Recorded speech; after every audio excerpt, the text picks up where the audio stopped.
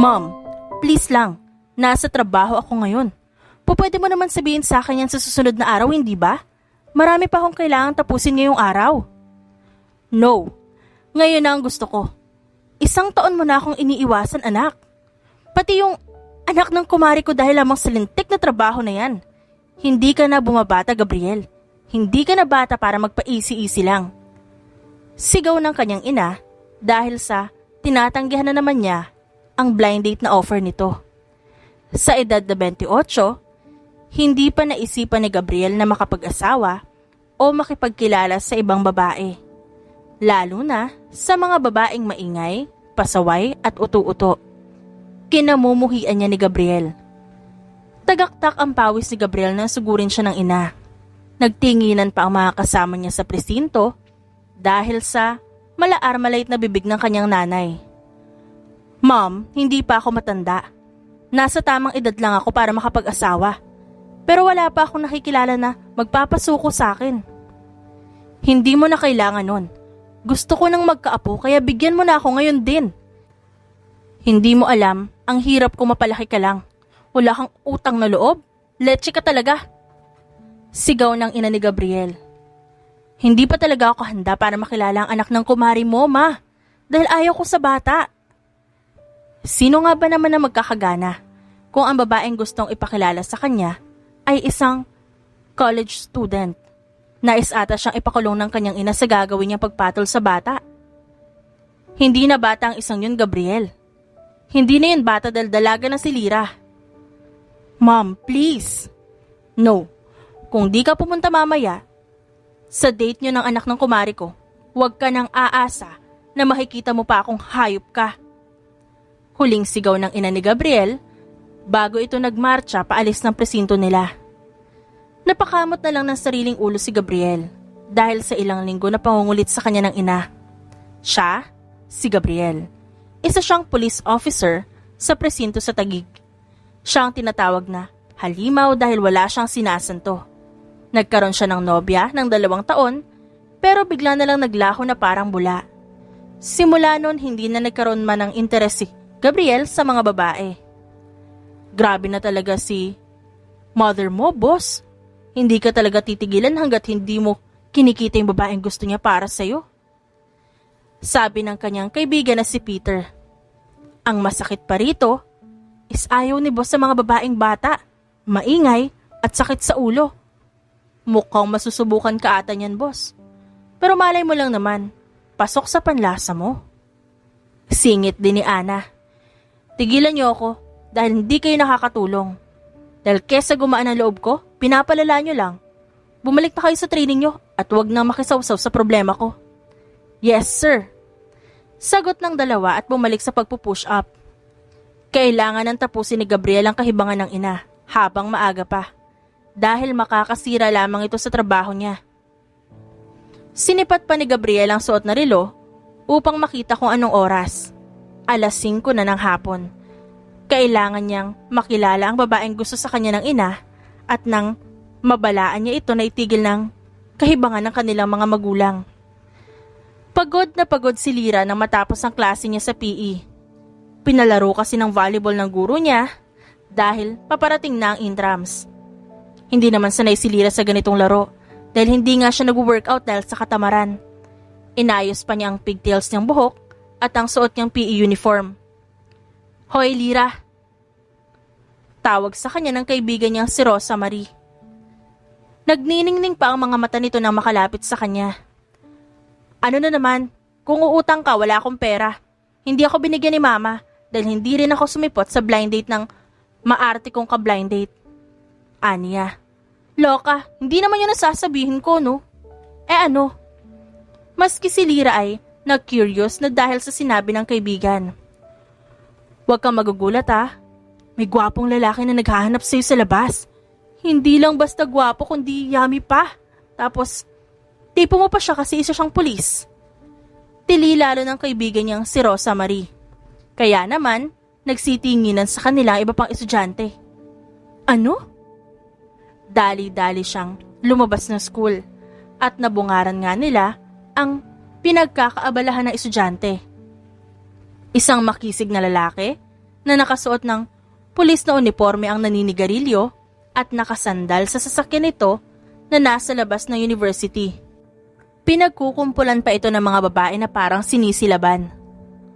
Sigurado ka ba na akong hinahanap niyan? Wala naman akong maalala na may nagawa kong kasalanan. Ngiwing saad ni Lyra. Gaga, kilala ka raw niya at may kailangan siya sa'yo. Kuyang pulis!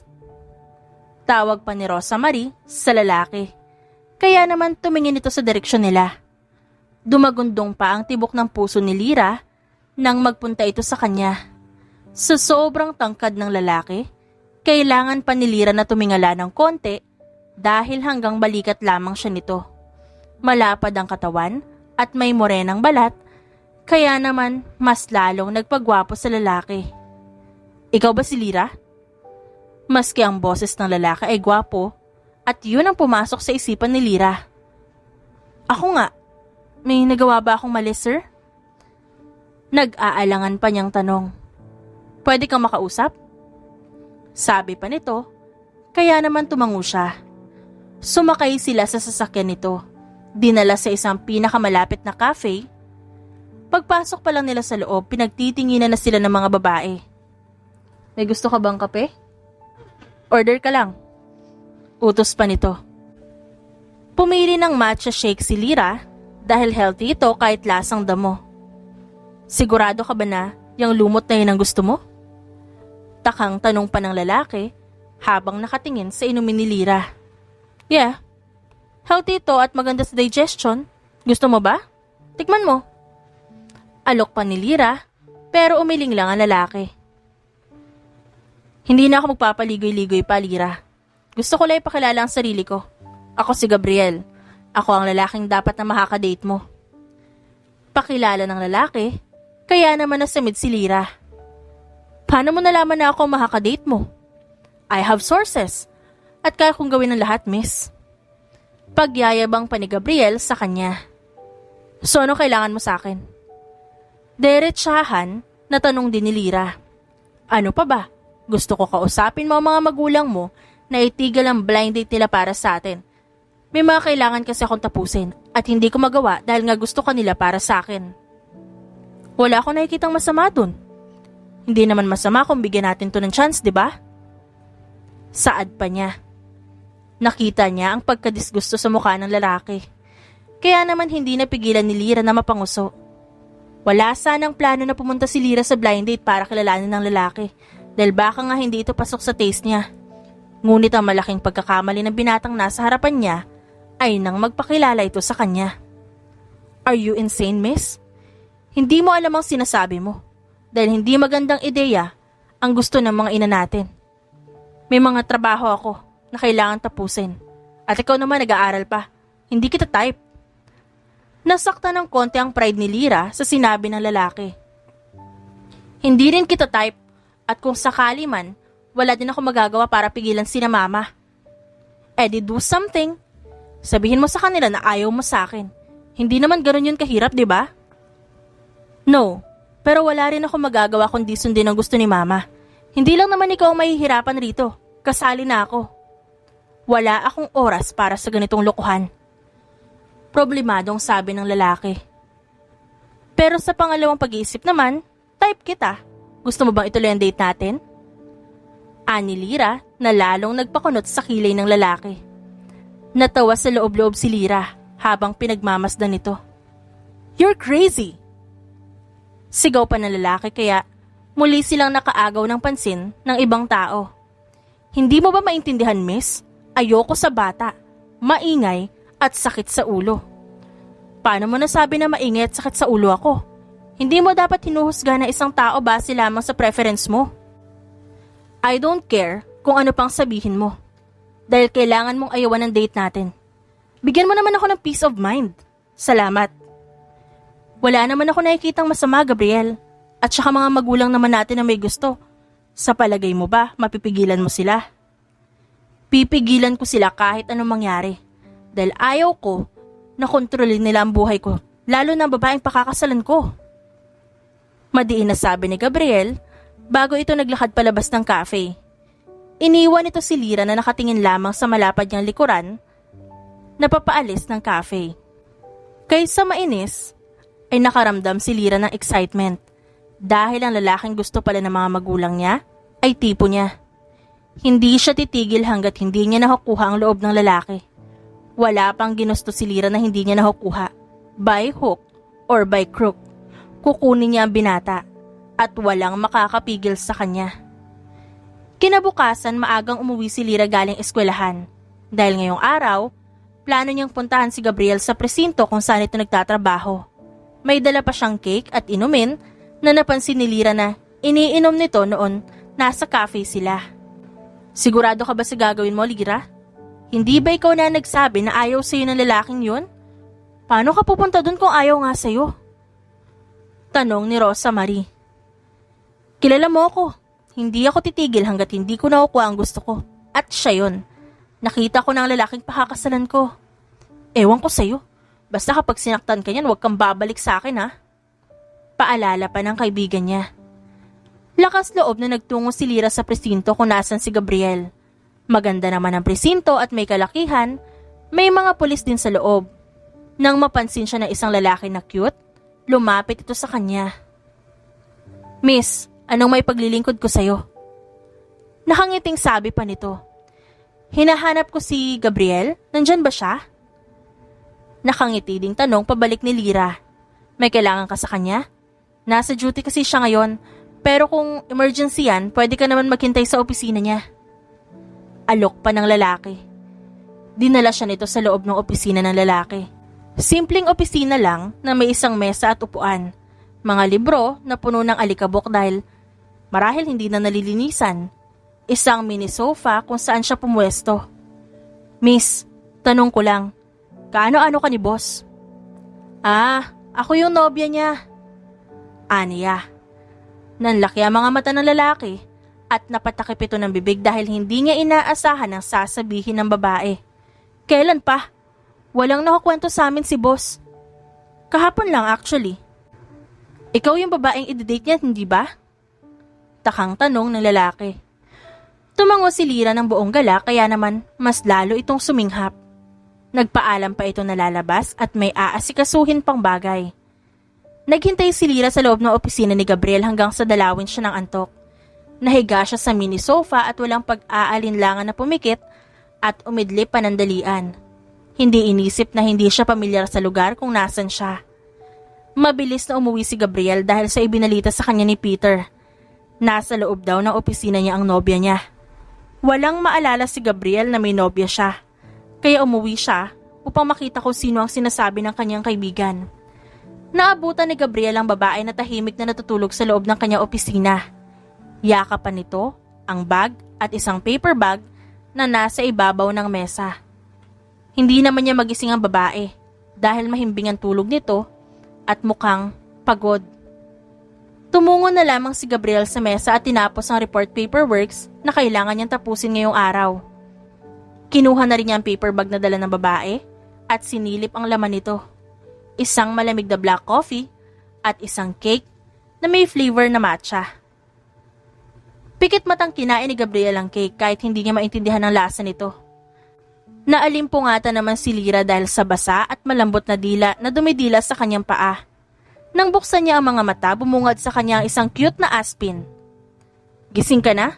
Pwede ka na umuwi sa bahay niyo dahil 8:00 na ng gabi. Baritonong sabi ng lalaki kaya naman agad na bumaling doon si Lyra. Si Gabriel na nakasandal sa upuan nito at taimtim na nakatingin sa kanya. Kanina ka pa dyan? Takang tanong ni Lyra. Yes, anong ginagawa mo rito? Hindi ba nag-usap na tayo na hindi natin itutuloy ang date? Ayaw ko. Gusto kong ituloy ang date kahit na anong mangyari. Pagtanggi ni Lyra. Anong kalokohan to, Lyra? Hindi mo ba alam na hindi tama ang gusto mo? Hindi natin kilala ang isa't isa. Isa pa, hindi natin gusto ang isa't isa. I like you. Kaya gusto kong ituloy kahit anong sabihin mo. Itutuloy ko ito kahit anong sabihin mo, Gabriel. Hindi mo alam ang buhay na pinapasok mo, Lyra. Pagbabanta ng binata. Hindi mo rin alam ang tsansang sinayang mo. Hindi mo pa naman nasusubukan, baka tatanggihan mo agad.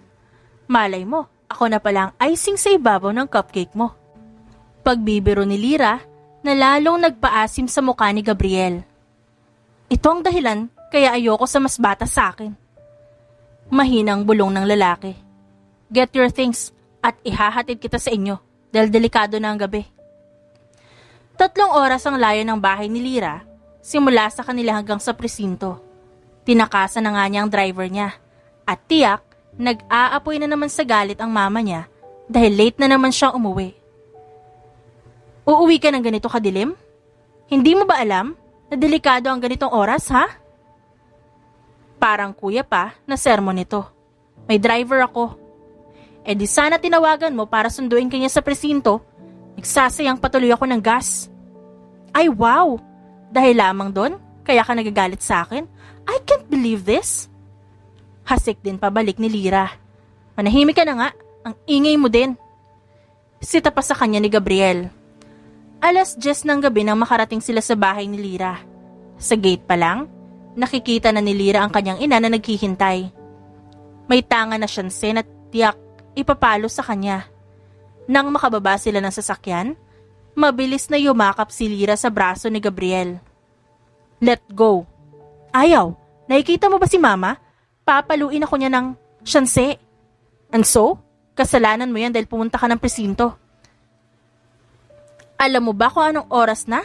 Lyra, hindi ba ang usapan natin ay pag-uwi mo ng school, diretso ka na sa bahay? Sino naman yung kasama mo? Hindi na tuloy ng ginang ang sasabihin nang maaninag ang mukha ng lalaking kasama ng anak. Nanlaki pa ang mga mata ng ginang nang makilala ito. Hindi kasi masyadong nakita ang mukha nito dahil madilim ang paligid. Gabriel? Ikaw ang anak ni Gabe, hindi ba? Pangungumpirma pa nito. Ako nga po, ma'am. Pasensya na kung ginabi si Lyra. Hindi kasi niya napansin ang oras. Hinging paumanhin pa nito. Naku, hindi mo na dapat siya inuwi. Dapat sinama mo na siya sa'yo dahil wala naman naghahanap dyan. Sabi ng mama ni Lyra. Mama naman, ano ba sinasabi mo dyan? Bakit? Totoo naman hindi mo na dapat siya inuwi dahil wala naman naghahanap dyan. Sabi nito, sabay bato ng siyanse sa damuhan. Tara sa loob, ipaghahain kita ng hapunan. Hindi ka pa naman naghahapunan, di ba? Alok ng ina ni Lyra sa kanya. Hindi na po, ma'am. May duty pa ako ngayong gabi. Hinatid ko lang po si Lyra dahil gabi na. Mauna po ako. Paalam ni Gabriel sa ginang. Teka, kumain ka muna. Narito ka na rin naman. Dito ka na kumain. Dahil nandito ka na rin naman. Wala nang nagawa pa si Gabriel kundi ang maghapunan sa bahay ng ginang. Hindi ito magandang ideya dahil tiyak na mas ipipilit pa sila nito na ituloy ang date nila ni Lyra. Dito na pala magbabago ang tahimik na buhay ni Gabriel. Kanina pa nakikipagbangayan si Gabriel sa dalaga dahil ayaw nitong makinig sa kanya. Narito na naman kasi ang dalaga sa opisina niya dahil sem break ng dalaga. Ang ibig sabihin nito ay 1 linggong stress na naman ang kailangan tiisin ni Gabriel. Please lang, Lyra. Umuwi ka na muna sa inyo kung wala kang pasok dahil may duty pa ako ngayong araw. Hindi kita mababantayan dahil nga marami akong trabaho ngayon. Pakiusap ni Gabriel sa babae. Dumating na nga ang kinatatakutan ni Gabriel. Ito ang mas lalong maging boto ang mga magulang nila sa kanila. Pwede naman ako dito na lang, hindi ba? Hindi naman ako nanggugulo at hindi naman kita iistorbohin. Promise. Pero ayoko nang may iba akong iniintindi habang ginagawa ko ang trabaho ko. Hindi ba sabi ni na mama sa'yo na sa'yo muna ako? Kaya dito lang ako. Basta sasama ako sa'yo kahit anong mangyari. Dito lang ako. Pagmamatigas ni Lyra. Wala nang nagawa pa si Gabriel kundi hayaan ang dalaga sa loob ng opisina niya. Totoo nga ang sinabi nito na magbe-behave siya at hindi gagawa ng kalokohan. Tahimik lamang itong nagbabasa ng libro at umiinom ng juice. Dahil 4 na oras na nagbabasa si Lyra ng libro, naramdaman na niya ang gutom. Ngayon lang niya napansin ang oras at mag-aalas 2 na pala ng hapon.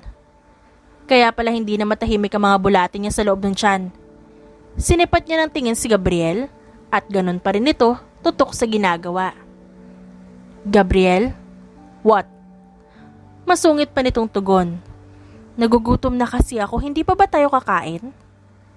Tumigil naman si Gabriel sa kanyang ginagawa at tumingin sa orasan. Let's go. Aya pa nito, kaya mabilis na tumayo si Lyra at sumunod sa lalaki. Nadaanan pa nila mga kaibigan ng lalaki na binati rin siya. Sinong hindi? Isang buwan na rin at tumagal siya sa kasungitan ni Gabriel. Saan mo gustong kumain? Tanong pa nito bago in-start ang sasakyan. Gusto ko sa isang restaurant na nagsiserve ng lutong bahay na ulam. Sandaling nag-isip si Gabriel at saka tumango. Dinala ni Gabriel si Lyra sa isang kainan na lagi niyang pinupuntahan. Ito ang may masarap na lutong bahay na karinderya. Nagtaka pa nung una si Lyra kung anong ginagawa nila dito sa tabi ng highway. Pero nakita niya ang isang maliit na karinderya na pinagkakaguluhan ng mga tao. Gabriel, anak, mabuti naman at napadalaw ka rito. Halika at may gusto ako ipatikim sa'yo. Maligayang salubong na isang matandang babae sabay hila kay Gabriel. Hindi nakasunod si Lyra kaya pinanood na lamang niya ang mga ito. Hanggang sa mapansin siya ni Gabriel, kaya siya nito hinila patungo sa isang bakanting mesa. Ito ba ang nobya mo? Napakagandang babae. Parang kailan lang nang dalhin mo siya rito. Hindi pa ba kayo kasal? Usyoso ng matandang babae. Hindi man kumibo si Lyra pero alam niyang ibang babae ang tinutukoy ng ginang. Nanikip bigla ang dibdib niya sa isipin na may ibang babae palang dumating sa buhay ni Gabriel. Anong inaasahan niya? Hindi siya ang unang babae. Nang, hindi ko siya nobya. Nandito lang kami para kumain. At saka, wag mo nang hanapin ng matagal nang wala. Sabi ni Gabriel. Naku, pasensya ka na iha at hindi ko alam. Sige at ihahanda ko ang pagkain nyo. Maiwan ko na muna kayong dalawa. Paalam ng ginang. May naging girlfriend ka pala? Pagsisimula ni Lyra. Oo. Tipid naman na sagot ni Gabriel. Bakit kayo naghiwalay? Kailangan ko pa bang sagutin yan? May bahid ng inis sa boses ng binata. Gusto ko lang naman malaman, hindi naman masama yan, di ba? Depensa pa ni Lyra. But it's none of your business. Gusto ko lang naman malaman para alam ko kung paano ka aalagaan. Saad pa ni Lyra kaya naman tumawa ng malakas si Gabriel. Hindi kasi niya inakala na sasabihin ito ng babae.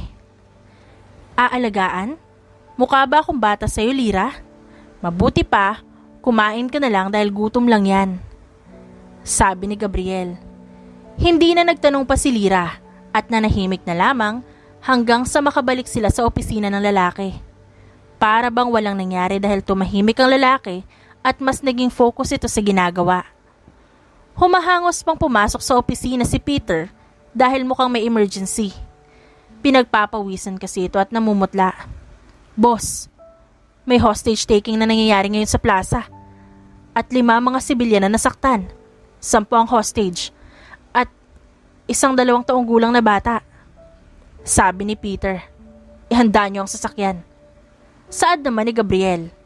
Sasama sana si Lyra nang bigla siyang hilahin ng isang magandang babae na nakasuot din ng pulis ng uniforme. Bakit? Nabigla pang tanong ni Lyra.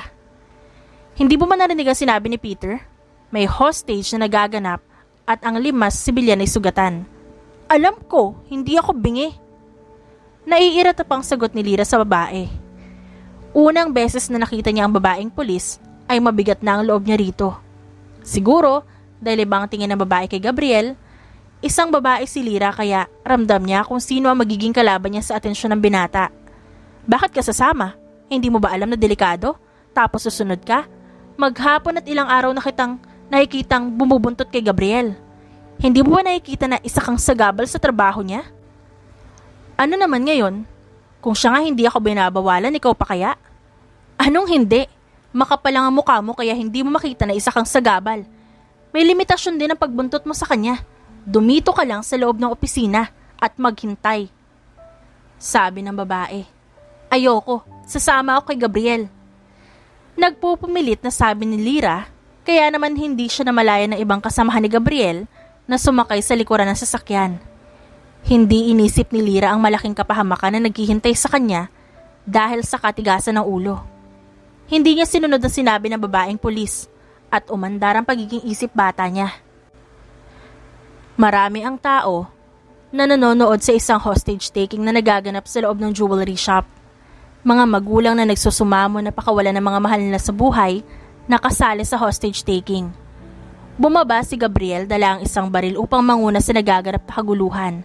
Nagbigay daan naman ng mga tao at nagmamakaawas sa kanya na iligtas sa mga mahal nila sa buhay. Narito na pala si Mr. Police na palaging huli. Nagtatawanan pa ang mga ng hostage. 3 lalaki na may suot na bonnet sa muka at may mga hawak na baril at granada. Ano na naman ang kalokohan na ginawa nyo? Hindi na ba talaga kayo napagod sa mga ginagawa nyo, ha? Hindi nyo ba nakikita? Ang daming mga tao ang nadadamay. Sa tingin mo ba titigil kami? Hindi mo nga kami mahuli tapos titigil kami? Heto ang hanap buhay naming 3. Dahil sa pagiging unfair ng mundo. Dahil sa inyong mayayaman na walang alam kundi maliitin kami mahihirap. Sigaw pa nito. Pakawalan mo ang mga hostage mo kung ayaw mo lumaki ang kaso mo. Pagbabanta ni Gabriel. Ngumiti ng malademonyo ang lalaking may hawak na bata habang nakatutok sa bata ang baril nito. Iyak naman ang iyak ang bata. Tila hindi na naawa sa kalagayan nito. Hindi ako susuko dahil mamatay din naman ako. Mas mabuti pang isama ko na kayong lahat. Huwag mong antayin na ubusin ko kayo bago ka sumuko. Pagbabantang muli ni Gabriel. Sa tingin mo ba, pulis? Hindi ko pinaghandaan ang pagdating mo? Hindi ko gagawin to kung alam kong mahuhuli mo ko. Magbibilang ako ng 3 at kapag hindi ka pa sumuko, sisiguraduhin ko na mata mo lang walang latay. Kinasa ni Gabriel ang hawak na baril at ganoon din ang lalaking may hawak ng mga tao. Mas lalong nag-iyakan ng mga taong nakasaksi ng hostage-taking dahil sa batang tanga ng mga ito. Palihim na naman na bumaba si Lyra mula sa likuran ng sasakyan upang makita ang nangyayari sa labas. Pinanlamigan si Lyra ng kamay nang makita ang batang lalaki na tanga ng lalaking may tanga na baril. Napanood ni Lyra ang tapang ni Gabriel na walang takot na lumapit sa mga lalaki na walang hawak na baril. Naalerto si Lyra dahil nakita niya ang isa sa masasamang tao nang sapakin sa muka si Gabriel gamit ang baril nito. Nakaluhod si Gabriel at tangan ng muka at nagdurugong sintido. Miss, bawal ka rito. Pigil pa sa kanya ng isang pulis nang subukang lumapit ni Lyra. Pero kilala ko ang pulis na yan, sir. Bakit hindi niyo siya tinutulungan?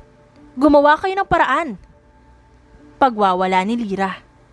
Utos ito ni Sir Gabriel na wala makikialam sa amin. Hayaan mo siyang gawin ang trabaho niya dahil hindi na ito bago sa kanya.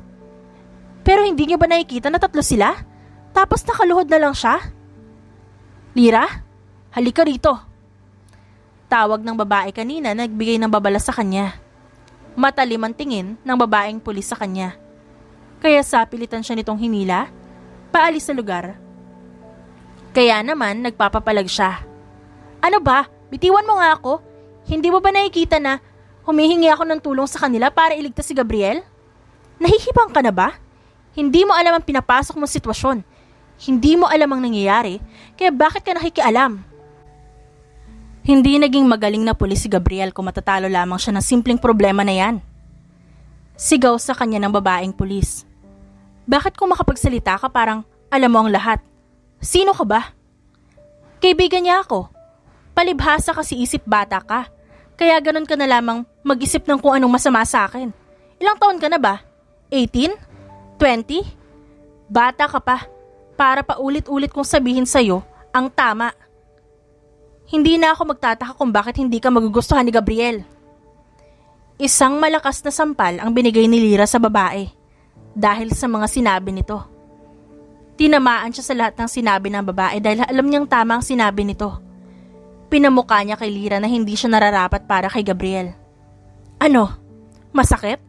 Hindi mo matanggap? Pasalamat ka at sa akin ang galing ang lahat ng yan. Dahil kapag si Gabriel ang mismo nagsabi nito, baka hindi mo na siya kausapin pang muli. Umakto ka sana nang naayon sa edad mo. Huwag kang maging sakit ng ulo. Huling sabi ng babaeng pulis. Natigil sila nang biglang umalingaw-ngaw ang malakas na putok ng baril, kaya agad nagtungo si Lyra kay Gabriel. May tama ng baril si Gabriel sa kaliwang braso nito, kaya mas lalong natakot si Lyra. Ano? Lalaban ka pa ba? Gawin mo ang gusto ko. At ito ay kuha ko ng kotse at hayaan kami makatakas. Kung ayaw mo dumanak ang dugo natin lahat dito. Sa tingin mo paalisin kita ng buhay dito? Huwag ka nang umasa dahil hindi ko hahayaan na makaalis ka ng walang latay rito. Madiin na sabi ni Gabriel. Ganun na. Isang putok pa ng baril ang umalingaw-ngaw sa paligid na tuluyan ang nagpaluhod kay Gabriel. Bakit wala kayong ginagawa? Bakit hindi niyo siya tinutulungan? Pag-iyak ni Lyra, kaya naman napalingon sa kanya si Gabriel. Ngayon ginapang ng takot si Gabriel habang nakatingin sa babae. Hindi niya napansin na sumama pala ito sa kanila. Cab! Akalain mo nga naman, nandito pala ang nobya mo, sir. Demonyong sabi ng lalaki at binitiwan ang batang lalaki. Sige, subukan yung gumalaw at sabay-sabay tayong mamamatay. Pananakot nito at walang takot na lumapit kay Lyra. Nagulat si Lyra nang hilahin siya ng lalaki gamit ang buhok niya at saka hinatak. Ang tili ni Lyra ang maririnig sa lugar habang si Gabriel ay nagpupuyo sa galit. Akalain mo Diyosa ang babaeng to? Hindi lang maganda, kundi sexy at maputi pa. Nakakadiring dinilaan pa nito ang balikat ni Lyra. Hindi na mapigilan ni Lyra ang mga luha sa pagpatak dahil sa matinding takot. Pakawalan mo siya kung ayaw mo ako na mismo ang papatay sa iyo ngayon. Mahina pero puno ng pagbabantang utos ni Gabriel. Sa tingin mo natatakot ako sa iyo? Hindi ako natatakot kahit patayin mo ako ngayon.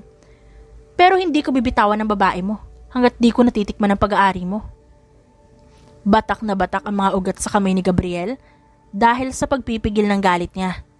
Idagdag pa ang matatalim na tingin na kaya pumatay dahil sa talim nito. Ayan, ganyan nga, magalit ka. Nasiraan ng bait si Gabriel nang makita kung paano ilihis ng lalaki ang suot ni Lyra. Sa isang iglap, duguan ng 3 lalaki habang may mga butas sa hita at braso. Mabilis lang ang pangyayari. Basta ang alam ng lahat ay nakahandusay na lamang ang 3 lalaki habang duguan. Alam mo ba na gusto pa sana kitang buhayin? Kaso, hinawakan mo ang pag-aari ko. Maawa ka. Maawa ako? Naawa ka ba nang hawakan mo ang akin at takutin ng mga inosenteng tao? Hindi, di ba? Bakit ako maawa sa'yo? Ang sigaw ng lalaki ang nanaig sa buong paligid dahil sa pagbaon ni Gabriel ng hawak na kutsilyo sa hita nito. Walang makapigil sa lalaki dahil na rin sa takot na madamay sila sa galit nito. Binalaan na kita, hindi ba? Pero hindi ka nakinig. Ayusin mo ang pag-uugali mo dahil baka hindi mo napapansin, ikaw ang simula ng lahat ng gulo. Mahinang sabi ng babaeng pulis at saka ito umalis nang walang pasabi. Naiwan si Lyra habang naghihintay sa pagbabalik ni Gabriel. Nang makita niya ang lalaki ay may benda na ang mga tama nito. Pero ang mga mata nito na halos sumaksak sa kaibuturan ng pagkatao ni Lyra ay hindi niya makaya. Sorry. Hindi ko naman gustong makisali sa gulo nyo. Sorry. Iyak at hinging pasensya ni Lyra dahil natatakot siya sa sasabihin ni Gabriel. Ngunit nagulat si Lyra nang kabigin siya nito at yakapin ng mahigpit. I thought madadamay ka talaga. Bakit kasi ang tigas ng ulo mo? Hindi ba sinabi ko naman na sa opisina ka lang? Hindi ka galit? Galit. Pero hindi mo naman kasalanan ng lahat. Ano magagawa ko? Ang tigas ng ulo mo, buwisit ka. Pagalit na sabi ni Gabriel. Gulat na may halong saya ang nararamdaman ni Lyra nang marinig yun sa lalaki. Hindi na rin niya napigilan ang sarili at yumakap ng mahigpit kay Gabriel. Mas lalo niya napagtanto ang tunay na nararamdaman sa lalaki dahil sa nangyari kanina. Hindi na ordinaryong paghanga ang nararamdaman niya, kundi pagmamahal na. Umuwi na tayo. Aya niya kay Gabriel. Hinalikan pa siya ni Gabriel sa noo bago umikot papuntang driver's seat at pinaandar ang sasakyan. Tahimik silang umuwi na tila walang kamuntikang na mangyaring masama sa kanila. Seriously, Lira? Daig mo pa ang kitikiti na kanina palikot ng likot? Bakit hindi mo sabihin kung may salti ka na sa utak? Isang linggo lang tayong di nagkita tas ganyan ka na pagkapasok mo. May nangyari ba na hindi ko alam? Tanong ni Rosa Marie dahil nagtataka siya sa ginagawa ni Lira. Para nakasitong na sa riban ng 5 espiritu dahil mag-isang tumatawa. Lumayo ka nga sa akin, pinagtitinginan na kasi tayo rito. Dagdag pa ni Rosa Marie. Alam mo, ang KJ mo talaga kasama. Gusto ko lang naman kiligin kasi nga boyfriend ko na si Gabriel. Malakas pang tili ni Lira. Kaya naman, naitakip ni Rosa Marie ang mga palad sa magkabilang tenga. Huwag kang sumigaw dahil hindi naman ako bingi, okay? Ba't ka ba sigaw ng sigaw ha? Hindi ko alam kung anong susuotin ko mamaya kasi magde-date kaming dalawa. Paano? Anong panggagayuma ang ginawa mo at minahal ka ng lalaking masungit na yan? Nakataas pa ang kilay ng kaibigan, mistulang pinaghihinalaan. Mukha bang gumamit ako ng black magic para magustuhan ako? Siyempre mamahalin niya ako kasi ako na to eh. Aayaw pa ba siya? Mayabang pang sabi ni Lira. Pero paano nga? Anong ginawa mo? Isang linggo ka lang nawala tas sasabihin mo yan ngayon na kayo na? Ano yun? Naumpog ba siya? Umirap si Lira dahil sa kasyungahan ng kaibigan. Maski siya ay hindi niya alam kung paano nagsimula ang lahat. Pero isa lang ang alam niya, na sila na ni Gabriel. Nobyo niya na ito at iyon lang ang mahalaga ngayon at wala ng iba. Kung sino man ang babaeng sisirain sila, ay tiyak na hindi siya makakapayag. Basta, isang araw, umamin siya sa akin na gusto niya rin ako. Ayaw nang sabihin ni Lira ang nangyaring pang-hostage nun. Yun lang? Parang nakakapanghina naman kung ganun. Kasi paano kung inuuto ka lang yan? Nega naman na sabi ni Rosa Marie. Kaibigan ba talaga kita ha? Ba't ganyan ang iniisip mo?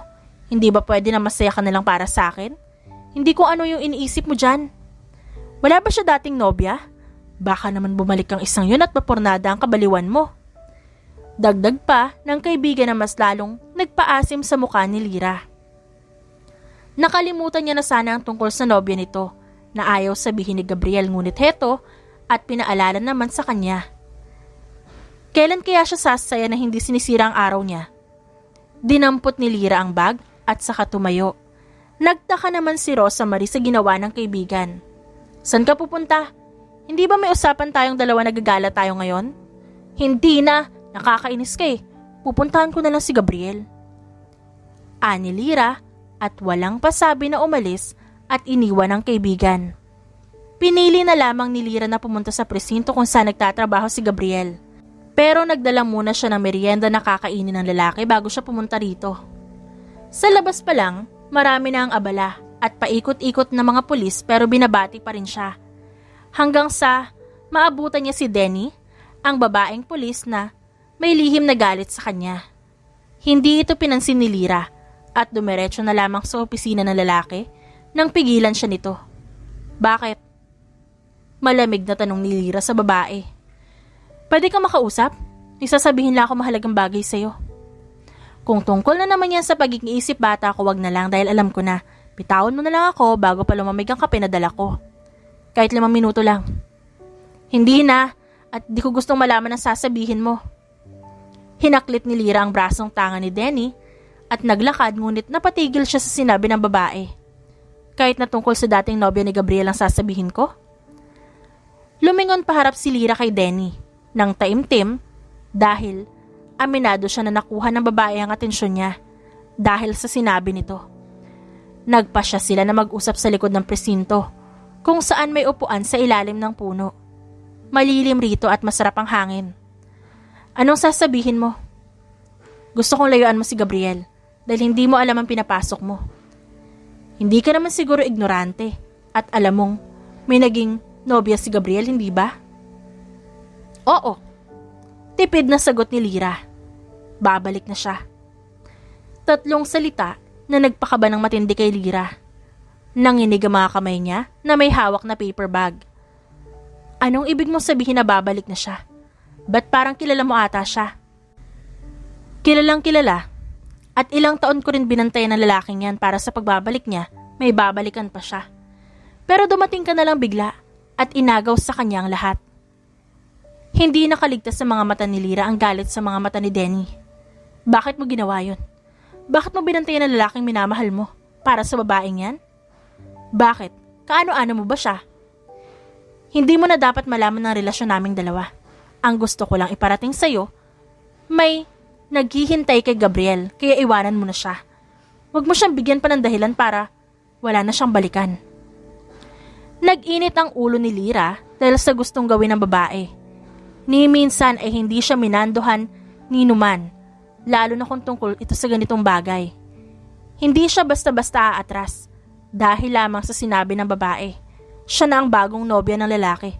Kaya kahit sino pa yan, hindi yan aatrasan ni Lyra. Bakit ako aatras? Bakit ko lalayuan ang nobyo ko? Sa tingin mo ba, kasalanan ko kung umalis ang babaeng yan?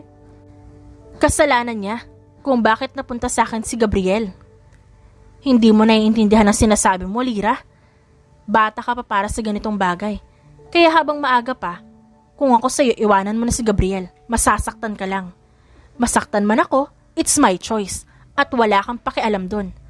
Pero hindi mo ako mapapalayo sa kanya dahil ako na ang nobya niya ngayon at hindi ang babaeng yan. Masasaktan ka lang. And, wala akong pakialam kung alam ko na ako ang pipiliin niya sa huli. Sabi ni Lyra at tumalikod na paalis. Ikaw sa ngayon ang pipiliin. Pero kapag nalaman niya ang isang bagay na yon, panigurado iiwanan ka niya nang walang pagdadalawang isip. Babala pa ni Denny. Kung siya ang aalis at iiwan ako, hindi ko siya pipigilan. Pero hanggat ako ang pinipili niya, hindi ko siya papakawalan. Dumiretso si Lyra sa banyo at kusang bumigay ang kanyang katawan sa panginginig. Pati na rin ang mga luha niya na masasagana. Dahil sa napag-usapan nila ni Denny, mas lalo siyang natakot para sa kanila ni Gabriel. Nanginginig ang mga kamay niya. Isipin pa lang na iiwanan siya ng lalaki. Pakiramdam niya ay hindi niya kakayanin. Pero wala siyang magagawa dahil hindi naman niya hawak ang puso ng lalaki. Inayos muna niya ang sarili. Sinigurado na maitatago ang pag-iyak bago siya nagpunta sa opisina ni Gabriel.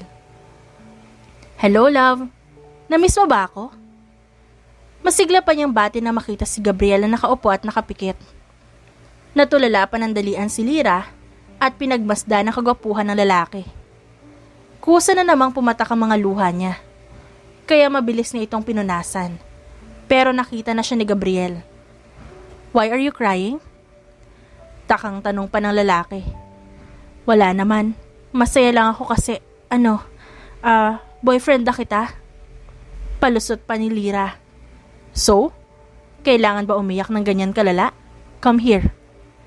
Sabi pa nito. Wala sa loob ni Lyra ang paglapit at nagulat siya nang hapitin siya ng lalaki at yakapin ng sobrang higpit. Mas lalong lumuha ang kanyang mga mata. Huwag kang umiyak. Pakiramdam ko tuloy may nagawa akong mali sa'yo. Malalagot ako kay mami nito. Malalagot ka talaga sa kanila pag sinaktan mo ko. Hindi ko naman gagawin yon. Kaya huwag kang mag-isip ng ganyan. Paano kung bumalik ang dati mong girlfriend? Ano ang gagawin mo? Naramdaman ni Lyra ang paninigas ng katawan ni Gabriel.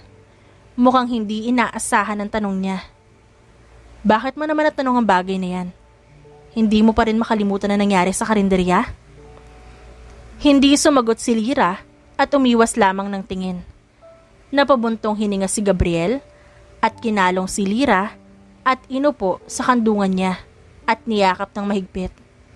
Inaamin niya na may nararamdaman na siya para sa babae noong una, ngunit naguguluhan pa siya. Pero nang mangyari ang hostage taking na yon, doon na pagtanto ni Gabriel na mahalaga sa kanya ang babae. Ayaw ko na sanang maalala pa ang nakaraan, kaya hindi ko masabi sa'yo. Pero dahil sa ito ang problema mo, sige sasabihin ko. Nawala na lang siya bigla. Hindi ko na hinanap, kasi ilang beses na rin naman nangyari, kaya hindi ko na ginawa pa ulit. Pero bakit? Nagtatakang tanong ni Lyra. Hindi naman yun ang unang beses na ginawa niya yun, kaya hindi ko na lang inisip. I thought babalik siya. Pero lumipas ang mga taon at hindi na talaga. Kaya hindi ko na lang binigyan pa ng atensyon. Mahal mo pa? Pakiramdam ni Lyra, May bato na bumara sa lalamunan niya. No, maraming taon nang nakalipas. Kaya hindi ko na masasabi na mahal ko pa siya. Bakit mo naman naitanong? Yan ba ang bumabagabag sa isip mo? Paano kung bumalik siya? Nag-isang linya ang labi ni Gabriel dahil sa tanong ng dalaga. Hindi niya mapagtanto kung ano ang dahilan kung bakit naging ganito ang babae. Kulang nga ba siya sa assurance? O dahil sa pambabaliwala niya noon sa kanya? Ito ba naging bunga ng pambabaliwala niya? Hindi ko na babalikan ang babaeng yung Lira. Nandyan ka na. At hindi ko na kailangan pambalikan yon. Paano kung ipilit niya ang sarili niya sa'yo? Paano na ako? Hey! Ba't ka ba nag-iisip ng ganyan? Huwag mo isipin yan. Dahil kahit magmakaawa pa siya sa akin, hindi ako babalik sa kanya. Pagbibigay assurance ni Gabriel sa babae. Paano kung isang halik ang nagpatahimik sa dalaga? Kahit panay ang patak ng luha niya, ay buong pag-iingat itong pinunasan ni Gabriel. Don't think about her. Dahil kahit anong mangyari, hindi ko babalikan ang babaeng yun. Sinayang niya ang mga pagkakataon na mahal ko siya. Paano mo ba ako nagustuhan? Dahil sa pangungulit at katigasan ng bungo mo. Hindi ka na nawala sa isip ko. Kaya kung ano man ang nasa isip mo ngayon, tigilan mo na yan. Hindi kita pakakawalan, basta magtiwala ka lang sa akin. Sabi ni Gabriel. Tumungo si Lira sa sinabi ng lalaki. Iyon lang naman ang gusto niyang marinig. Para kahit papaano, mapanatag ang kanyang kaisipan. Lumalamig na yung kape. Turo pa niya sa kape na dala. It's okay. Pwede namang iinit ulit yan. Pero sana hindi matsakik ang dala mo. Kasi hindi ko talaga matagalan ng... Oh God! Pasokong sabi ni Gabriel. Natawa na lamang si Lira dahil kahit ayaw ng lalaki ang paborito niyang cake ay kinain pa rin ito. Hinatid na rin siya sa bahay nila at nagpaalam na magkikita na lang sa susunod na araw. Nagdadalawang isip pa si Lira kung gusto niyang mawalay sa lalaki. Pero kailangan niya magtiwala. Pauwi na si Gabriel sa kondo niya nang makatanggap siya ng text message galing sa hindi nakarehistrong numero. Noong una, hindi niya ito pinansin dahil nga hindi naman ito mahalaga sa kanya. Ngunit pagtapak ni Gabriel sa kondo, nagulat siya sa babaeng nakatayo roon. May dalang batang lalaki na sa tansya niya ay nasa 5 taong gulang. May mga maleta ding dala at ang mukha ng babae na kay tagal niya hindi nasilayan. Anong ginagawa mo rito? Malamig na tanong ni Gabriel sa babae. Hindi ka ba masaya na makita ako ulit? Leave kung wala kang kailangan sa akin. Nilagpasan ni Gabriel ang babae pero natigilan siya. Hindi mo man lang ba kami kukumustahin ng anak mo? Gabriel, ilang taon din ang lumipas. Nakangiting sabi ni Eren. Ano namang kalokohan to, Ren? Nag-umigting ang panga ni Gabriel dahil sa galit. Sinipat pa niya ang batang inosente na nakatingin sa kanya. Sa huli, kumalma si Gabriel at hinayaang makapasok ang babae sa loob ng pamamahay niya. 3 araw nang napapansin ni Lira ang pagiging balisa ni Gabriel sa tuwing magkasama sila. Hindi na rin ito madalas na nakakatawag sa kanya, lalo na ang paghahatid nito sa kanya dahil may gagawin para itong mahalaga. Alam ko na may naiisip ka na naman dyan sa jowa mong pulis, pero sana wag mo naman isali ang exam natin. Sa susunod na buwan ng graduation natin, ipapaalala ko lang sa'yo. Hindi ko alam pero parang may mali kay Gabriel. Hindi naman siya dating ganito. At isa pa parang may mali talaga. Ano pa bang magbabago dyan? Nasa dugo niya ng pagiging mainitin ng ulo. Parang may tinatago kasi siya. Sigurado ka ba dyan? Baka naman nag-iisip ka lang ng ganyan kasi namimiss mo lang. Sigurado ako. Tugon ni Lira sa kaibigan. Hindi naman nagbago ang pagiging maalaga nito sa kanya. Ngunit sa tuwing magkasama sila, para itong may iniiwasan at lagi nakatingin sa cellphone. Nahuli rin niya itong may kaaway sa cellphone noon. Pero sa tuwing tatanungin niya kung sino ito, ang sinasabi ng lalaki ay kakilala lamang niya. Pero ibang nararamdaman ng puso niya. Di puntahan mo ngayon para mawala yung iniisip mo. Suhestyon pa ni Rosa Marie. Hindi, dahil kailangan ko magtiwala sa kanya. Di kung ganoon, tara na sa mall, matagal na rin tayong hindi nakakagimik. Aya nito kaya pumayag siya upang kahit paano ay mawala ang iniisip niya. Isang oras na silang nag-iikot sa loob ng mall. Pero may napansin si Lyra na isang pamilyar na lalaki. Sobrang bilis ng pintig ng puso niya habang kinikilala ito. Hoy, para kang nakakita ng multo. Sino ba kasi ang tinitingnan mo? Takang tanong ng kaibigan ni Lyra nang kumapit sa kanyang kaibigan na namumutla. Tiningnan din ni Rosa Maria ang tinitingnan ng babae at nagulat siya nang makilala ito. Si Jowa Bells mo ba yung nasa loob ng Toy Kingdom? Teka, baka namamalikmata lang ako. Hindi totoo ang nakikita ko, hindi ba? Hindi yan si Gabriel? Teka, mag-relax ka muna, tawagan mo siya. Baka naman sinamahan niya lang pamangkin niya, hindi ba? Hindi naman niya kamukha ang bata. Nanginginig na kinuha ni Lyra ang cellphone at tinawagan si Gabriel. Sumagot naman ito at lumayo ng saglit sa bata. Hello love, napatawag ka? Tanong pa nito.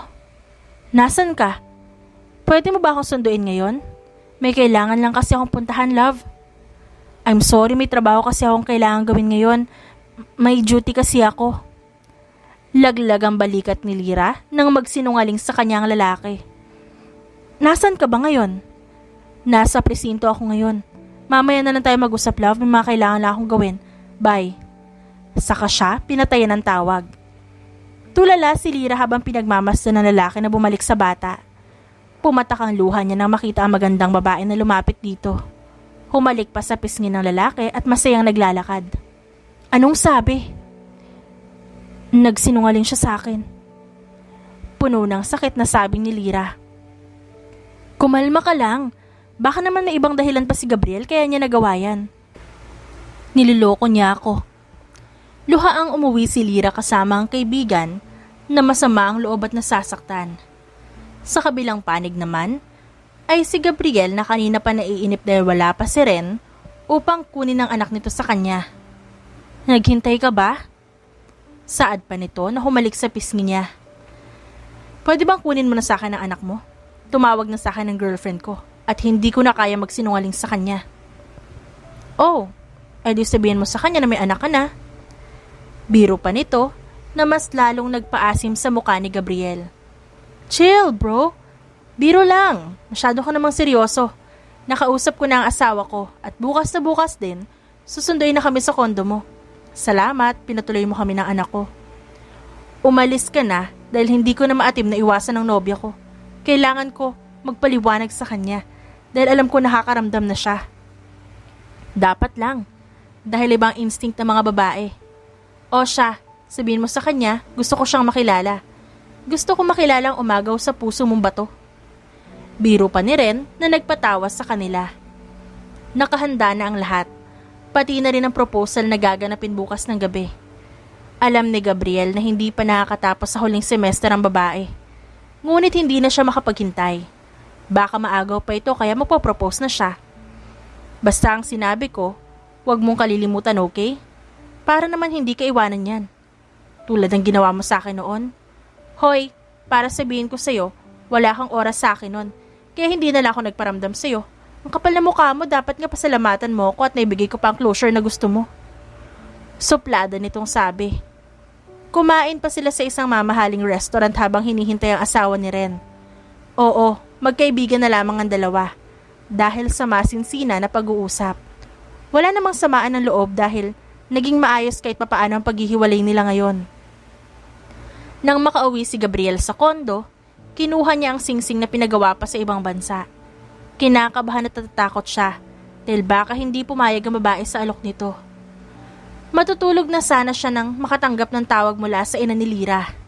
Dali-dali siyang nagpunta roon at walang patda ang pag-iyak ng ina ni Lyra. Hindi pa nakakauwi ang batang yun, Gabriel. Baka na paano na siya.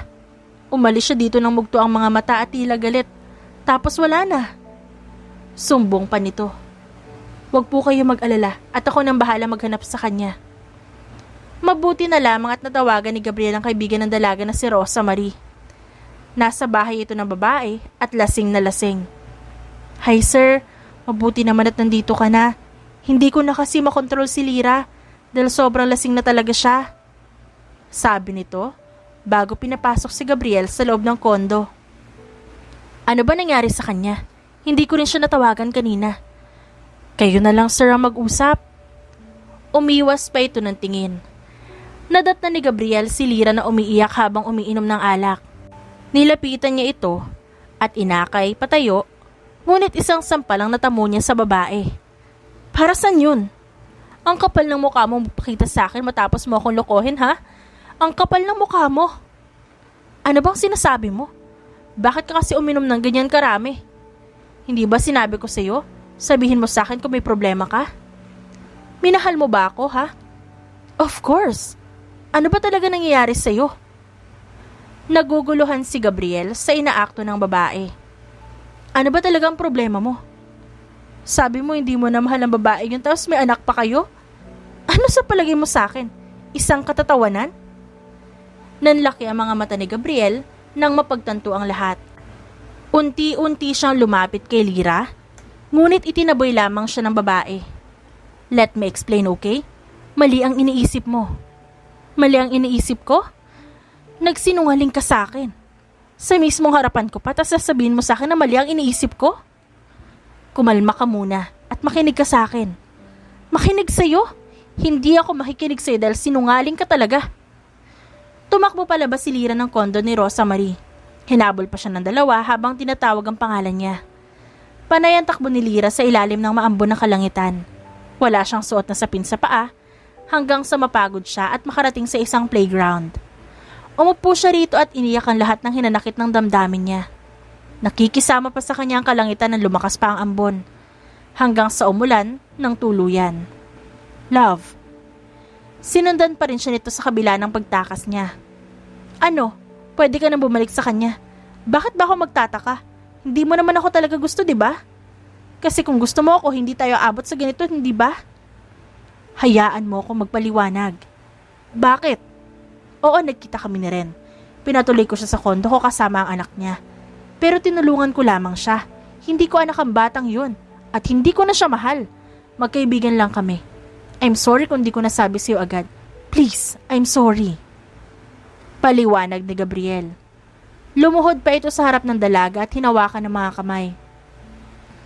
Bakit hindi mo sinabi sa akin? Bakit ka nagsinungaling? I'm sorry. Dahil gusto ko lang naman na maging maayos ang proposal ko sa'yo. Ano? Gulat, natanong ni Lyra dahil hindi niya inaasahan ang sasabihin nito. Nagpatulong rin ako sa kanya para sa proposal at kung paano kita maaalagaan ng tama. I love you, Lyra. Please, wag mo naman gawin sa akin to. Pagsusumamo ni Gabriel. Tanga nang masasabi si Lyra ngunit naniwala siya sa sinabi ng lalaki. Niyakap niya ito ng mahigpit habang umiiyak. Sorry, hindi ako agad naniwala sa'yo. Hindi man lang kita hinayaan magpaliwanag. It's okay. I'm sorry. Simula ngayon hindi na ako magtatago pa ng kung ano sa'yo. Umuwi na tayo? Pagod na sabi ni Lyra. Kinarga siya ni Gabriel hanggang sa makarating na sila sa kondo ng kaibigan. Tumango lamang ito at hinayaan na makauwi ang dalawa sa kondo ng lalaki. Nakayakap lamang si Lyra sa lalaki hanggang sa makarating sila sa kondo nito. Naabutan pa nila si Ren kasama ang bata at ang isa pang lalaki. Gabriel, bakit basa kayo? Siya ba yung pakakasalan mo? Nice to meet you. Nahiya pa nung una si Lyra, pero tinanggap pa rin ito ang pagpapakilala sa kanya ng babae. Siya nga pala, alis na kami ng asawa ko. Salamat sa 3 araw na pagpapatuloy sa amin ng anak ko. Sige na at ituloy nyo na yan. Alam ko naman kung saan napapunta. Biro pa nito, kaya naman pinamulahan si Lyra. Hanggang sa sila na lamang ang naiwan. Hindi makatingin ng diretso si Lyra kay Gabriel dahil sa kahihiyan. We're okay, di ba? Hindi ka nagalit? Puno pa ng lambing na usal nito. I'm sorry, hindi ko na uulitin. Pag-uusapan natin ng mga bagay para hindi ka na masaktan pa. I'm sorry din. I love you, Lyra. Mahal kita. Sobra-sobra. Kaya magtiwala ka sa akin. Puno ng pagmamahal na sabi ni Gabriel sa dalaga. Umiling si Lyra at nanatiling nakayuko. Hindi niya matingnan ng lalaki dahil sa labis na kahihiyan. Hanggang sa iniangat ni Gabriel ang mukha ng dalaga at siniil siya ng halik. Banayad sa simula hanggang sa unti-unti nang nanukli ng matinding halik si Lyra hanggang sa hindi nila namalayan kung saan na nga ba papunta ang ginagawa nila. Nagpaubaya si Lyra kay Gabriel. Sa gabing yon, nawala ang lahat ng agam-agam sa puso niya. 3 buwan ang nakakalipas simula na maging maayos ang lahat. Malaki rin pinagbago ni Gabriel at mas lalo itong naging maalaga sa kanya. Hindi ka ba nagtataka, Lyra? Sa ano? Kanina ka pa kumakain ng hotdog na sinasawsaw mo sa cheese. Tas kahapon, kanin na may mayonnaise? Buntis ka ba, ha? Tanong ng kaibigan niya na nagpatigil kay Lyra sa pagkain. Di naman siguro. Pagtanggi ni Lyra at hindi niya alam pero 3 buwan na siyang hindi dinadatnan dahil irregular din ang menstruation niya. Para ka kasing buntis eh. Hindi mo naman yan kinakain dati. Masama bang matikman? Depensa pa niya. Nang ganyan pagkain? Haler, parang pagkain ng baboy ang kinakain mo. O siya, ikaw nang bahala. Nga pala may dala akong sushi. Sabay lapag ng sushi sa ibabaw ng mesa. Pag-amoy pa lang ni Lyra sa sushi, bigla na lang umikot ang sikmura niya. Okay ka lang? Nasusuka ako. Ayun ang sinasabi ko sa'yo. Huwag mo na ang kainin yung kinakain mo. Ito na lang kainin mo. Pero mas lalong naduwal si Lyra nang ilapit ni Rosa Marie ang sushi. Hanggang sa bigla na lang siyang nawala ng malay, kaya isinugod siya sa ospital. Nagising si Lyra dahil sa mga naririnig niyang bulungan. Nabungaran niya ang ina at ang ina ni Gabriel na luhaan din ang mga mata. Anong nangyayari, ma'am? Ano pong nangyayari? Takang tanong ni Lyra sa ina. Anak, may pagkain ka bang gusto? May masakit ba sa'yo? Nahihilo ka ba? Okay naman ako, ma'am. Si Gabriel po pala. Papunta na rito si Gabriel, anak. Pero wala bang masakit sa'yo? Wala naman po. Pero nasan po pala ako? Nasa ospital ka, anak. Nawalan ka ng malay. Sagot sa kanya ng ina ni Gabriel. Ano po? Bakit po? Ma'am, may sakit ba ako? Dahil ba ito sa pagkain ko ng kakaiba? Kaya ba na food poison ako? Umiling sa kanya ang ina at nagpatuloy sa pag-iyak. Nakaramdam na ng takot si Lyra, lalo na nang hawakan ng ina niya ang kamay niya. Anak, buntis ka. Isang balita na parang bomba na sumabog sa tenga niya. Po? Oo anak, buntis ka. Sunod-sunod ang luha ni Lyra nang marinig ang balitang yon. Lalo na nang makita niya si Gabriel na nakatayo sa may pintuan. Paano po? Natatangang tanong pa niya. Malamang bubita, nagtagpo si Sun at Moon tapos may nabuong stars. Sabi ng kaibigan niyang umiiyak na rin. Buntis ka? Garalgal pa na boses ni Gabriel nang marinig yon. Oo anak, buntis siya. Buntis si Lyra. Pangungumpirma ng ina ni Gabriel. Yumakap ito ng sobrang higpit sa kanya at paulit-ulit na nagpapasalamat. Luhaan silang lahat dahil sa magandang balita. Nagbunga ang pag-iibigan nila Gabriel at Lyra.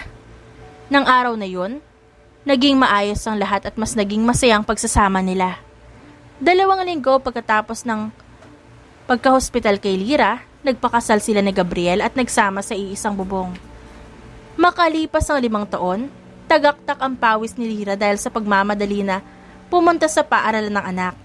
Tinawagan kasi siya ng guro nito dahil sa nakipag-away ang anak nila sa kaklase. Madam, kayo po bang mommy ni Gabe? Halika po kayo at pag-uusapan natin ang nangyari. Salubong sa kanya ng guro at dinala sa faculty room. Ano ang ginawa ng buwisit kong anak, teacher? Ako nang nahihiya sa inyo dahil hindi ko na mabilang kung pang ilang beses ko nang nagpunta dito. Ayos lang, mother. Pero si Gabe talaga ay palala ang kakulitan. Inireklamo sa akin ng isang nanay. Ang anak niyang babae na binuhusan daw ng malamig na tubig ng anak mo. Nasabi ba nila kung anong dahilan kung bakit ginawa yun ng anak ko?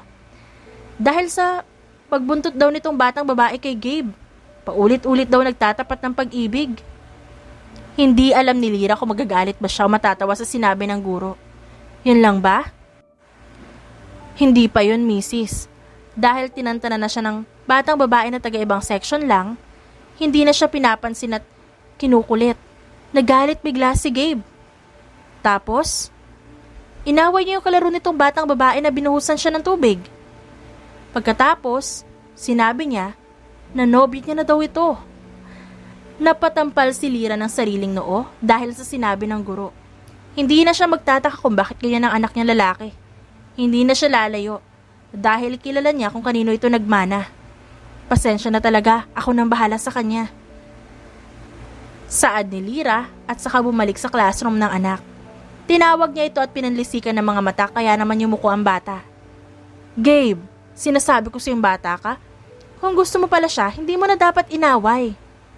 Ma'am, di ko naman alam na gano'n ang mangyayari. Hindi ka dapat nakikipag-away. Dahil lamang sa ganun, ikaw may kasalanan. Kaya yun, tandaan mo, hindi mo gusto ang batang yun nung una. Pero nang dahil wala na sa iyong atensyon, magagalit ka? Manang-mana ka talaga sa tatay mo.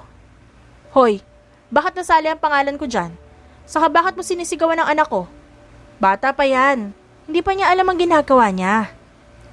Pagtatanggol ni Gabriel sa kanyang anak. Anong hindi alam? Manang-mana sa iyo ang batang yan.